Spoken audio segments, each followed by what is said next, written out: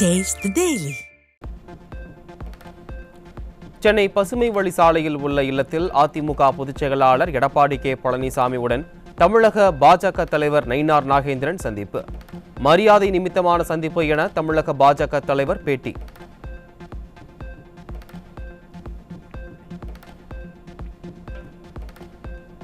சென்னை பசுமை வழி சாலையில் உள்ள செவ்வந்தி இல்லத்தில் கழக பொதுச் செயலாளர் எடப்பாடி கே பழனிசாமி உடனான சந்திப்பில் ஐயா வழி அமைப்பின் தலைவர் தங்கமோகன் பொதுச் செயலாளருக்கு தலைப்பாகை சூடி நெற்றியில் திருநாப திலகமிட்டு கௌரவிப்பு. ஐயா வைகுண்டர் அருளிய அகில திரட்டு அம்மானை என்னும் ஆகம நூலை கழக பொதுச் செயலாளர் எடப்பாடி கே பழனிசாமி வெளியிட்டார்.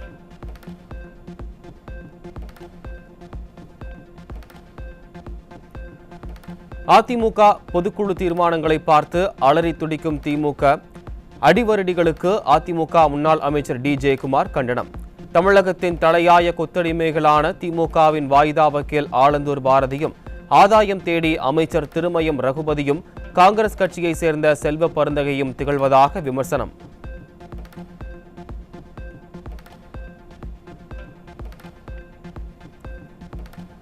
ஆட்சியில் இருக்கும் இந்த மேதாவிகள் தங்கள் மீது உள்ள வழக்குகளின் வீரியத்தை குறைக்க சந்து பொந்துகளில் புகுந்து டெல்லிக்கு காவடி எடுத்து மறைமுகமாக அடிமை சாசனம் எழுதி கொண்டிருக்கும் இவர்கள் தமிழக மக்களின் நலனுக்காக ஏன் போராடுவதில்லை? அதிமுக முன்னாள் அமைச்சர் டி ஜெயக்குமார் கேள்வி.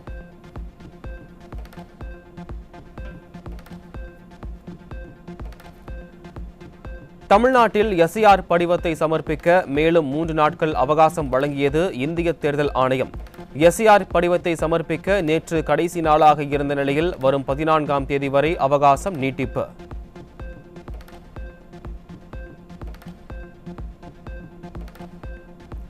தமிழ்நாடு உள்பட 6 மாநிலங்களில் வாக்காளர் சிறப்பு தீவிர திருத்த பணிகள் வரும் 14ஆம் தேதி வரை நீட்டிக்கப்பட்டுள்ள நிலையில் வரைவு வாக்காளர் பட்டியல் டிசம்பர் 19ஆம் தேதி வெளியிடப்படும். இந்திய தேர்தல் ஆணையம் அறிவிப்பு.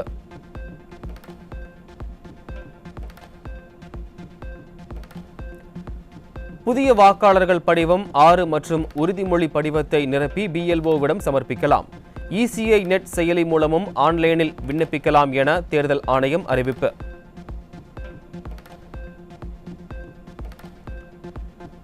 கிளாம்பாக்கம் மஹிந்திரா சிட்டி உயர்மட்ட சாலை மற்றும் பரனூர் திண்டிவனம் 68 கிலோமீட்டர் சாலை திட்டங்கள் நிறுத்தப்பட தமிழக அரசும் சிஎம்ஆர்எல் நிறுவனமும் முடிவெடுக்க ஏற்பட்ட தாமதமே காரணம். தினமும் 53,000 வாகனங்கள் பாதிக்கப்பட்டு மக்களின் போக்குவரத்து துயரம் அடைவதாக மத்திய அமைச்சர் நிதின் கட்காரி குற்றச்சாட்டு. செங்கல்பட்டு மாவட்டம் கிளிப்பட்டூர் பகுதியில் குழந்தைகள் இல்ல இயக்குனர் ஜோசப் பால் என்பவர் 34 சிறுமிகளை பாலியல் வன்கொடுமை செய்த கொடூரம்.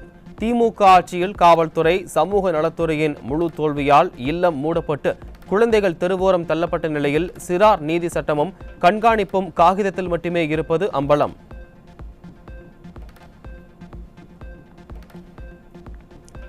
சென்னை அம்பத்தூரில் ஓடும் பேருந்தில் கஞ்சா போதையில் பெண்களிடம் ஆபாச சைகை காண்பித்து நடனமாடிய நபரை காவல் நிலையத்தில் பிடித்துக் கொடுத்த பயணிகள்.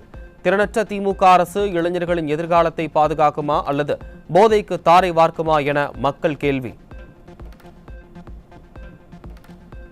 வேலூர் மாவட்டம் குடியாத்தம் பகுதியில் இளைஞர்களை சீரழிக்கும் நோக்கில் கஞ்சா விற்பனையில் ஈடுபட்ட நபர் சிக்கினார். தீயசக்தி திமுக ஆட்சியில் கஞ்சா உள்ளிட்ட போதைப் பொருட்களின் புழக்கம் கட்டுக்கடங்காமல் செல்வதாக பொதுமக்கள் குற்றச்சாட்டு.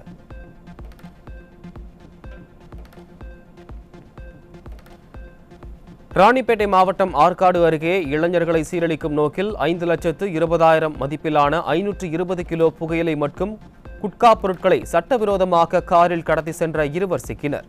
ஸ்டாலின் ஆட்சியில் போதைப் பொருட்களின் புழக்கம் அதிகரித்து வருவதால் இளைஞர்களின் வாழ்க்கை சீரழிவதாக மக்கள் வேதனை.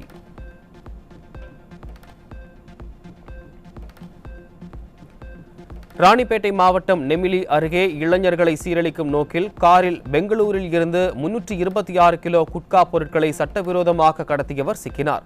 ஸ்டாலின் ஆட்சியில் வெளி மாநிலங்களில் இருந்து முதலீடுகள் வருகிறதோ இல்லையோ போதைப் பொருட்கள் அனுதினமும் வருவதாக மக்கள் விமர்சனம். தேனி மாவட்டம் தேவாரம் அருகே குடும்ப தகராறு காரணமாக மனைவி மற்றும் மைத்துனரை தனது தந்தையுடன் சேர்ந்து சராமாரியாக வெட்டி கொலை செய்த இளைஞர். திமுக ஆட்சியில் சட்டம் ஒழுங்கு சீர்குலைந்து நாள்தோறும் நடைபெறும் கொலை சம்பவங்களால் பொதுமக்கள் அச்சம்.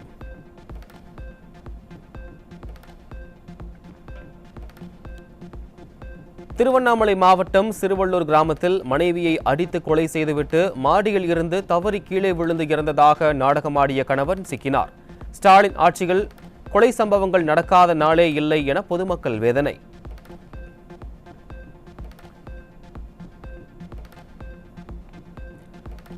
தஞ்சாவூர் மாவட்டம் திருவையாறு அருகே அல்லூர் கிராமத்தில் திருமணத்தை மீறிய உறவு தொடர்பாக ஏற்பட்ட தகராறில் அப்பாவி முதியவரை வெட்டி கொன்றவர் சிக்கினார். செயல்திறனற்ற ஸ்டாலின் ஆட்சியில் செயல்படாத ஏவல் துறையால் எதற்கெடுத்தாலும் அரிவாள் தூக்கும் கலாச்சாரம் வேரூன்றி உள்ளதாக மக்கள் சாடல்.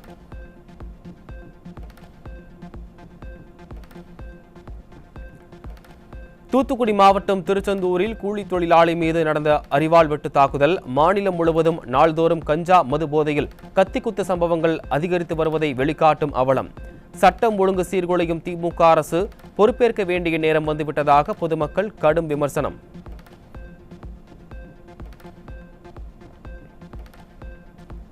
புதுச்சேரியில் கடந்த 5 நாட்களாக தேடப்பட்டு வந்த பெண் சாக்கு மூட்டையில் சடலமாக மீட்கப்பட்ட சம்பவத்தால் அதிர்ச்சி. திருமணத்தை மீறிய உறவில் இருந்தவர் அப்பெண்ணை கொலை செய்து சாக்கு மூட்டையில் கட்டி மேம்பாலத்தின் கீழ் வீசிவிட்டு சென்றது போலீஸ் விசாரணையில் அம்பலம்.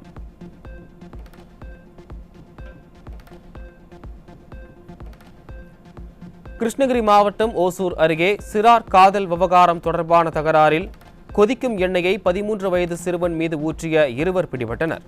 சிறார் மீதான வன்முறை சம்பவங்கள் தொடர்ந்து அதிகரித்துக் கொண்டே செல்வதாக பொதுமக்கள் குற்றச்சாட்டு.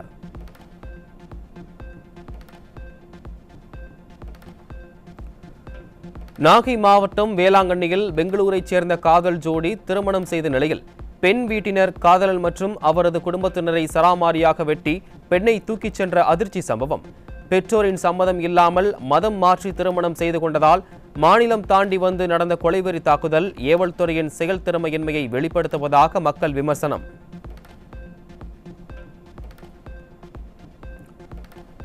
கோவை மாவட்டம் பொள்ளாச்சியில் வாடகை வீட்டில் போலி சான்றிதழ்கள் அச்சிட்டு விற்பனை செய்த கும்பல் 10 லட்சம் பேரை ஏமாற்றி மோசடி செய்துள்ளதாக தகவல். தமிழகத்தின் சான்றிதழ் என்றாலே இந்தியா முதல் உலகம் வரை அரசாங்கங்கள் அச்சப்படும் நிலையை ஸ்டாலினின் திராவிட மாடல் உருவாக்கிவிட்டதாக மக்கள் விமர்சனம்.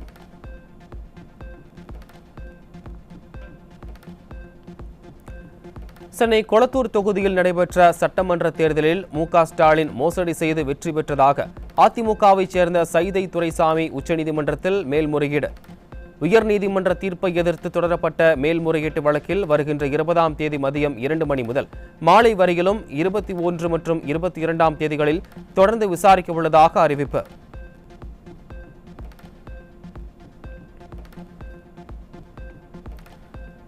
கிராம ஊராட்சி செயலாளர் பதவிக்கான நேர்முகத் தேர்வு இன்று நடைபெறும் என தேர்வர்களுக்கு கடிதம் அனுப்பிய நிலையில் நேர்முகத் தேர்வு ஒத்திவைக்கப்பட்டதாக தேர்வர்களுக்கு SMS அனுப்பி ஏமாற்றிய திமுக அரசு துறை இணையதளத்தில் நேர்காணல் நடத்துவதற்கு முன்பே தேர்வானவர்களின் விவரங்கள் பதிவாகி உள்ளதால் ஊரக வளர்ச்சி ஊராட்சித் துறையில் மோசடிகள் நடைபெற்றுள்ளது அம்பலம்.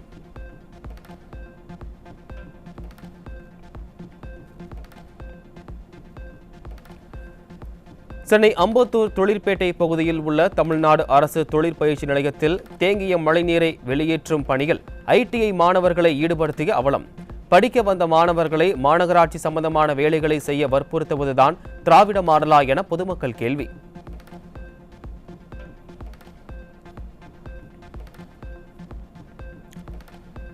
ஆந்திராவில் ஒட்டுண்ணிகள் மற்றும் பூச்சிகளால் ஏற்படும் ஸ்க்ரப் டைபஸ் என்ற உண்ணி காய்ச்சல் அதிகரித்து வரும் நிலையில் தமிழகத்திலும் தினசரி 5 முதல் 10 பேர் வரை பாதிக்கப்படுவதால் மக்கள் அச்சம்.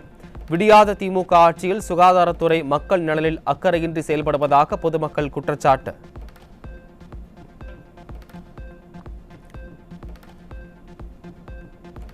சென்னை ஆழ்வார்பேட்டையில் தூய்மை பணியாளர்களின் வாகனம் மீது அதிவேகமாக மோதிய கார் ஒன்று 2 பணியாளர்கள் படுகாயம் அடைந்த பதைக்க வைக்கும் CCTV காட்சி வெளியீடு. தூய்மை பணியாளர்களுக்கு ஊதியம் வழங்காமலும் மற்றும் பணி நிரந்தரம் செய்யாமலும் வஞ்சிக்கும் ஸ்டாலின் ஆட்சியில் அவர்களுக்கான பாதுகாப்பும் கேள்விக்குறியாகியுள்ள அவலம். மயிலாடுதுறை மாவட்டம் தத்தங்குடியில் பணிச்சுமை காரணமாக ஆதி திராவிட நலத்துறையில் பணியாற்றிய இடைநிலை ஆசிரியர் தூக்கிட்டு தற்கொலை. ஆசிரியரின் தற்கொலைக்கு விடியாத திமுக அரசின் அதிகாரிகளே காரணம் என்றும் சம்பந்தப்பட்டவர்கள் மீது நடவடிக்கை எடுக்க வலியுறுத்தி உடலை வாங்க மறுத்து உறவினர்கள் போராட்டம்.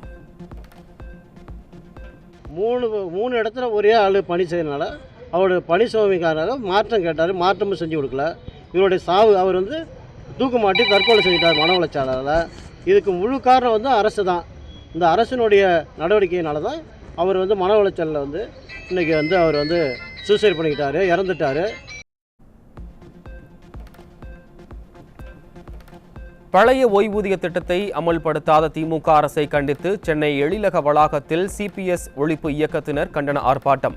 பழைய ஓய்வூதிய திட்டத்தை அமல்படுத்தவில்லை என்றால் போலி வாக்குறுதியை அளித்து ஏமாற்றிய ஸ்டாலின் அரசு தேர்தலுக்கு பிறகு வருந்த வேண்டிய சூழல் ஏற்படும் எனவும் எச்சரிக்கை.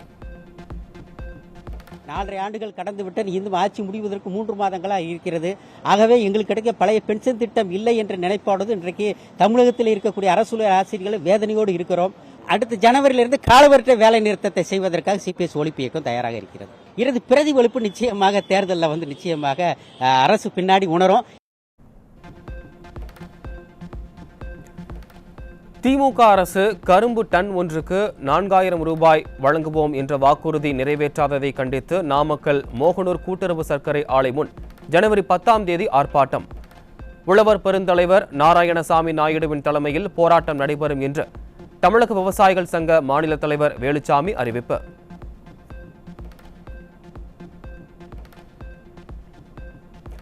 மத்திய அரசின் 12 லட்சத்துக்கும் மேற்பட்ட அதிகாரிகள் பயன்படுத்தும் மின்னஞ்சல் சேவை உள்நாட்டு தொழில்நுட்பமான ஜோஹோவின் தளத்திற்கு மாற்றம். டிஜிட்டல் இந்தியாவின் தன்னிறைவுக்கும் உள்நாட்டு தொழில்நுட்பத்தின் மீது அரசு வைத்துள்ள தேசிய நம்பிக்கைக்கும் கிடைத்த மகத்தான வெற்றி என்றும் டிஜிட்டல் இந்தியாவின் முக்கிய முன்னேற்றமாகவும் பார்க்கப்படுகிறது. கன்னியாகுமரி மாவட்டம் அருமனை அருகே அடையாளம் தெரியாத நபர்கள் சிலர் ராணுவ வீரரின் வீட்டை அடித்து உடைத்து அட்டகாசத்தில் ஈடுபட்டதால் பரபரப்பு. ஸ்டாலின் ஆட்சியில் சட்டம் ஒழுங்கு சீர்குலைந்து ராணுவ வீரர் உட்பட யாருக்கும் பாதுகாப்பில்லாத நிலை நிலவுவதாக மக்கள் குற்றச்சாட்டு. சென்னை அம்பத்தூர் மேனாம்பேடு பிரதான சாலை திடீரென உள்வாங்கியதால் ரேஷன் கடைகளுக்கு பொருட்களை ஏற்றி சென்ற லாரி பள்ளத்தில் சிக்கியது. சாலை உள்வாங்குவதை முன்கூட்டியே கவனித்து லாரியில் இருந்து குதித்ததால் ஓட்டுநர் உயிர் தப்பினார். தென்காசி மாவட்டம் கருத்தப்பிள்ளையூர் அருகே உள்ள பங்களா குடியிருப்பு கிராமத்தினர் இடுகாட்டு பாதைக்கான பாலம் சரி செய்யப்படாததை கண்டித்து சடலத்தை சாலையில் வைத்து ஆர்ப்பாட்டம். கிராம நிர்வாக அலுவலர் மற்றும் வருவாய்த்துறை அதிகாரி குறைகளை கேட்க வராததால் கொதிப்படைந்த கிராம மக்கள் திமுக அரசின் ஏவல் துறையிடம் கடும் வாக்குவாதம். பஞ்சாயத்து தலைவர் இதுவரைக்கும் வரல. நாங்களும் காலையில இருந்து அங்க பாருங்க, பின்னாடி பாருங்க, அந்த போராட்டம் பண்ணிட்டு இருக்கோம். ஒவ்வொரு வருஷமா நாங்க ஒவ்வொரு போனோம் விளவா நாங்க போராட்டம் பண்ண முடியும். நாலாவது வெயிட் பண்ணிட்டு இருக்க முடியுமா? இனிமே அடுத்து எத்தனை பணத்துக்கு நீங்க எதிர்பார்க்க போறீங்க சொல்லுங்க.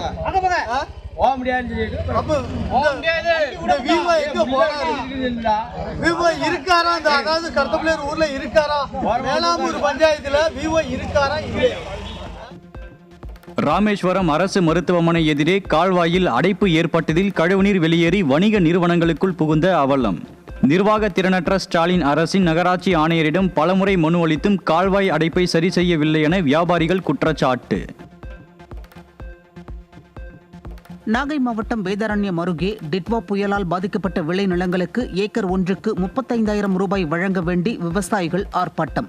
எதிர்க்கட்சித் தலைவராக இருந்தபோது ஏக்கருக்கு 40,000 ரூபாய் நிவாரணம் வழங்க வலியுறுத்திய ஸ்டாலின் தற்போது நிவாரணம் வழங்காமல் தங்களை வஞ்சிப்பது ஏன் என விவசாயிகள் கேள்வி.